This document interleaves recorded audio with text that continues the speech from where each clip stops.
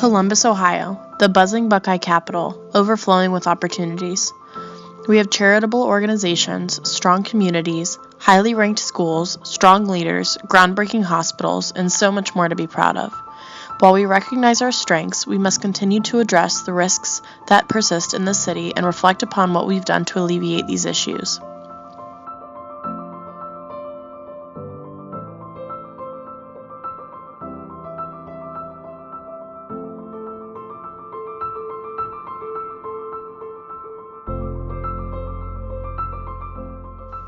For a second, I want you to imagine you are a 5-year-old girl who is one of 12,860 children actively being served by Franklin County Children's Services this year.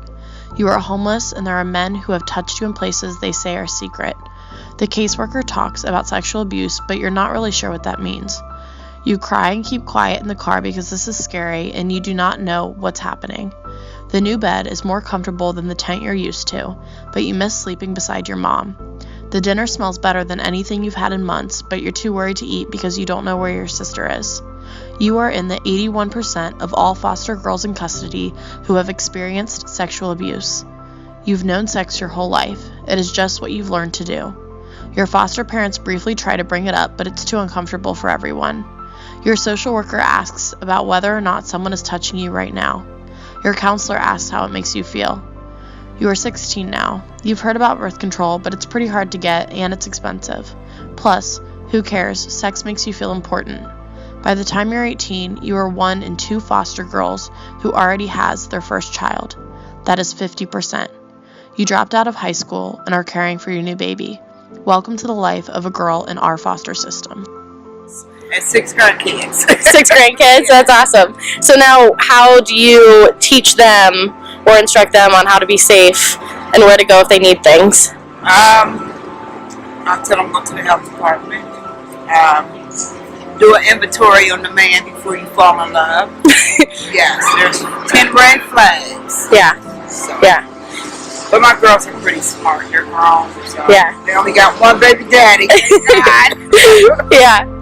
No, that's awesome. So what are like the biggest boundaries for you guys, and do you have any experience in the foster system?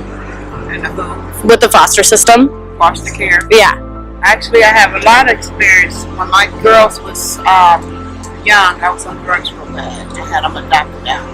Mm-hmm. And we reunited at their ages of 16. Okay. So I advise all the parents, cherish your children.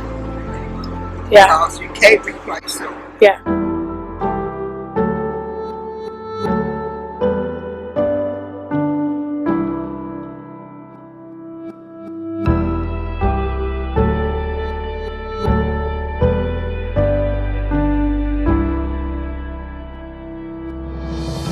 My name is Josie Klepek, and I am a court-appointed special advocate. This means that I serve as a guardian ad litem to advocate for abused and neglected children within Franklin County. I also have experience working with this population through the hospital setting. I keep hearing about the sexual abuse and teenage pregnancy that exists within our foster system, and something desperately needs to be done about our lack of resources in sexual education.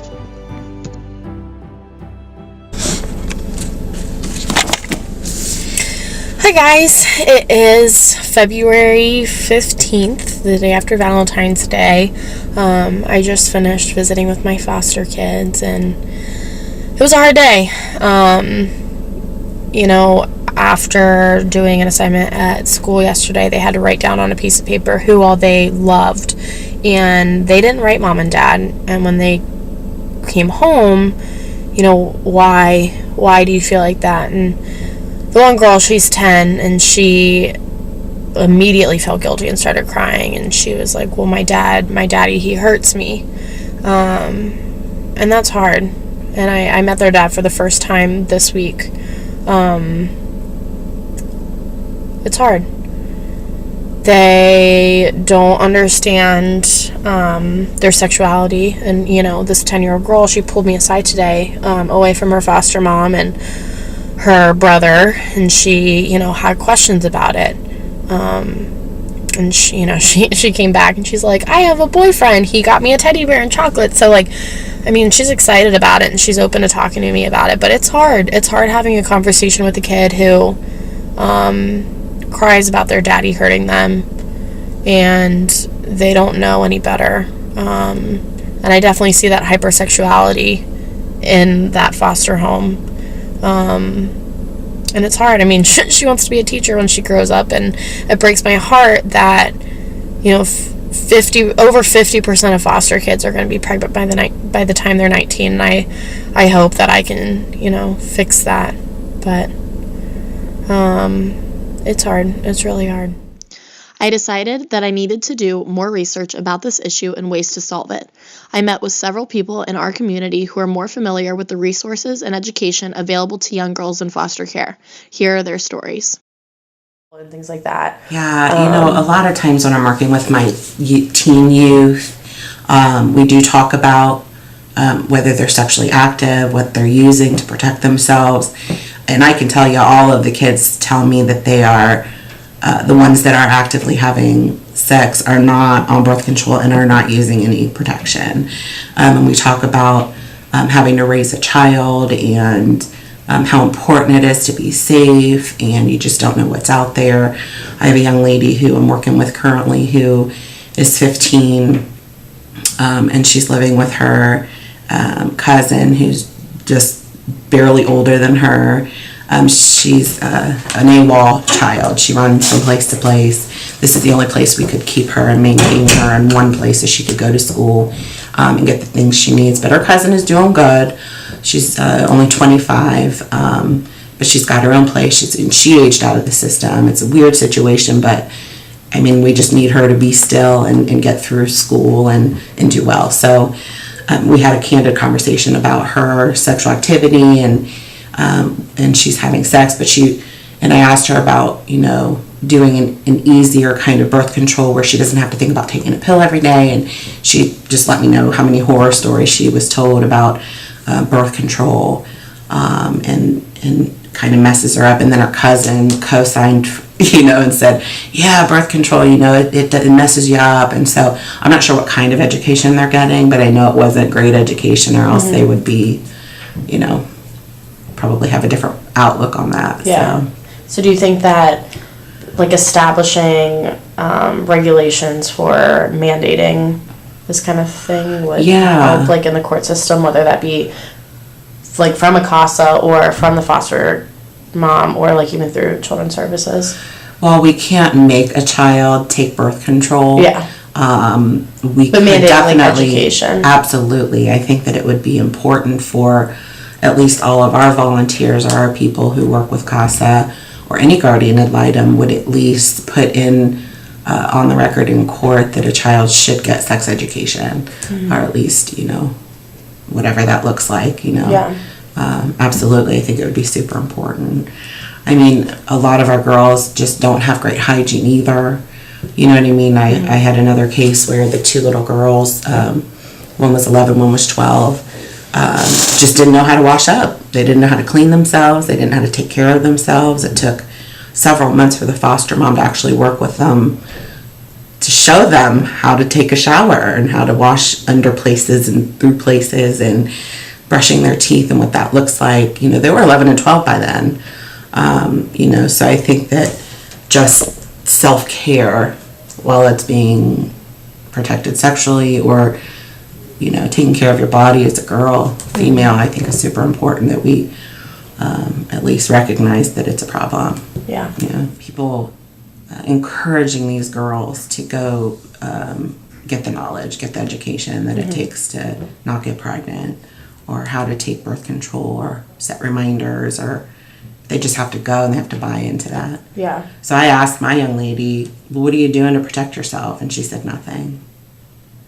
I was like, that's really dangerous. You could really get hurt, not just having a baby, but all kinds of sexually transmitted diseases that could really hurt your insides. Yeah.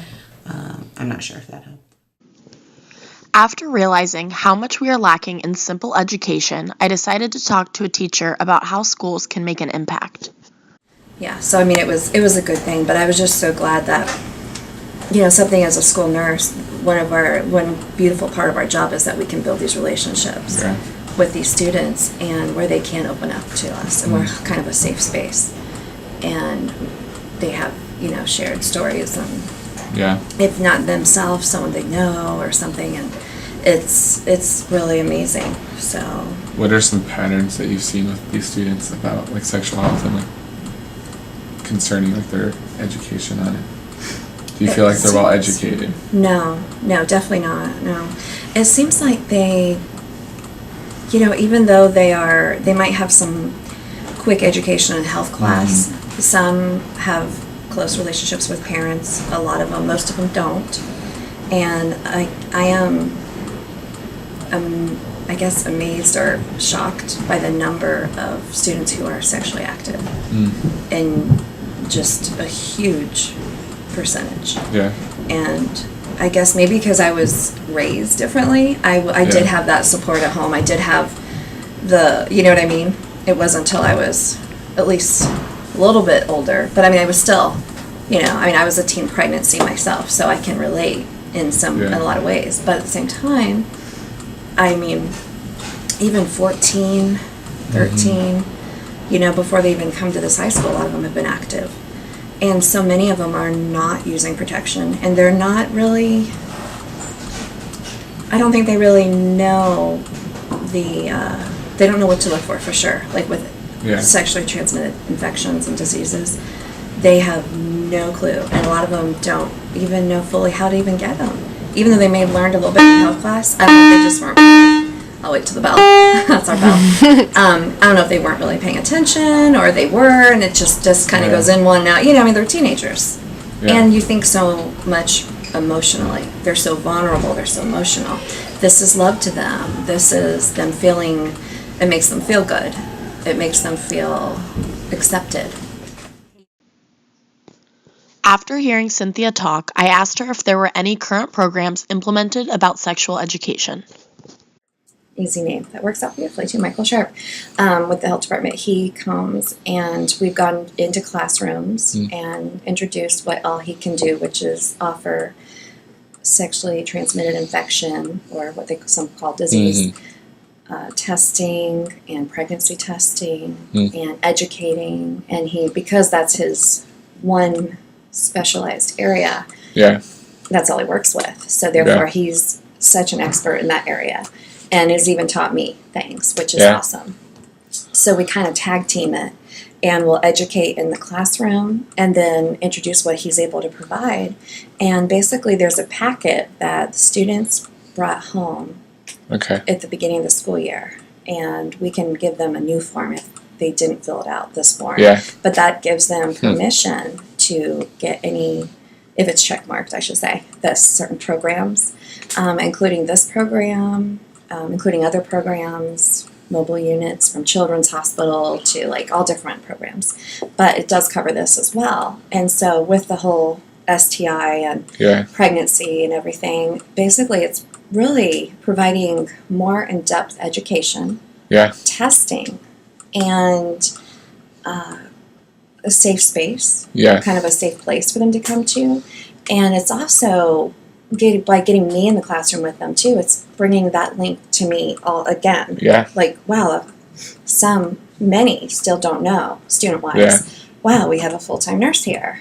And so it brings that too. So it's really awesome between that and then Michael working with him. Like, we're really doing some great things. And I can't tell you how much these students, the number that we've already worked with, you know, they're all already saying like, wow, we are learning, like, they've all learned a lot. And it's been pretty awesome, including myself. So that's something that in schools and even the foster care system that should be implemented and provided. I think every school needs to have a full-time nurse. For every single school. And if they had a full-time nurse, they also need to have more in-classroom education from a younger age than even the high school level. More in depth, and not just, you know, kind of quick, short, sweet, in and out of it with, you know, like with health class. But more in depth, because the numbers are staggering. You know what I mean? It's scary. and they're only, in some places getting worse, some places getting better. But Yeah. Finally, I think sometimes as adults, we choose a solution that would work best for ourselves and not someone else, so I decided it was important to hear the thoughts of an 18-year-old girl. Hi, my name is Elise Klepek. I'm 18 years old, and I am currently a senior in high school. When I grow up, I want to be a crime forensic, and I wouldn't be able to do that if I did eventually get pregnant at this age. It would be so difficult, and with foster care girls, I can't imagine how hard it is for them not having the resources and services. In my high school career, I took multiple classes that touched on sexual education, but they never really provided me with information about services or resources that include birth control and condoms, which aren't cheap. If it weren't for my parents, I don't think I would be able to obtain any of those resources. On top of having to pay for groceries, for electricity, for cable, for rent, it's not the first thing that's going to be on a person's mind to buy. And, that's why I really think it's important that we reach out to these girls and we help them obtain these resources, because they don't know how to do that on their own.